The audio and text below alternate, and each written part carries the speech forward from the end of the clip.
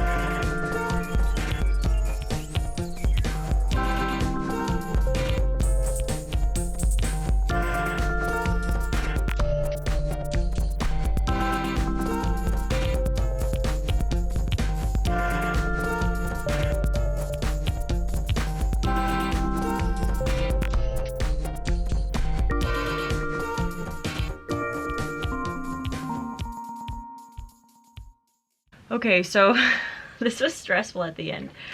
I dropped my camera, my really expensive camera, about like 20 million times, but I think that I came to a conclusion of what this all is going to look like, so I'm going to show you from this other angle, and hopefully my camera's not broken. I'm really worried about it, but we have all of the graphite here. There's going to be more graphite to come very soon. I'll show you that. All my charcoal here. And then vine charcoal has its own little cubby here, so when I get more vine charcoal, I'll just probably put the extra vine charcoal in here.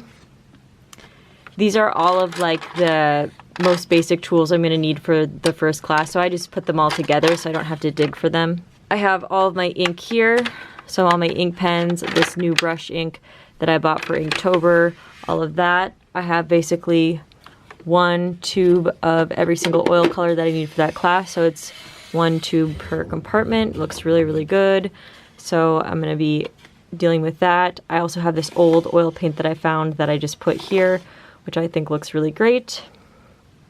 Up top here is all my extra razor blades, which I'll be using with my scraper. Like I said, the vine charcoal here, this will be for extra vine charcoal.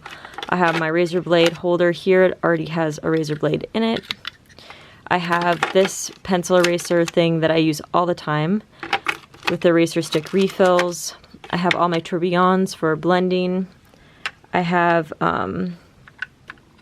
sharpeners, I can't think of the word. A sharpener for my mechanical pencil, eraser, graphite sticks. These are artist jammies, they're for blending. More erasers, because I guess I could fit this eraser in here maybe too, but whatever. These are my professional watercolors, really nice ones. These are cheaper watercolors. These are Chinese watercolors, which I really, really love. You come inside here and you have the brush cleaner, which is really nice. You have the palette knife that I needed for my class, which is a higher quality one. You have my walnut oil medium, the India ink I need for my class. All the really nice brushes that I need for my class are right here, plus some watercoloring brushes that I bought for a different class. I have underneath all of this, I have the, well, I don't know I have that, but I'll keep it. I have the, whoops. I have the watercolor kit that they told me to get, plus a nicer watercolor kit, which I've had for a while, and some gouache. There's a brush mat here, which will be used to hold my brushes. I kept a Ziploc bag because you always need those. Loose graphite from my sharpener. This is for sharpening as well.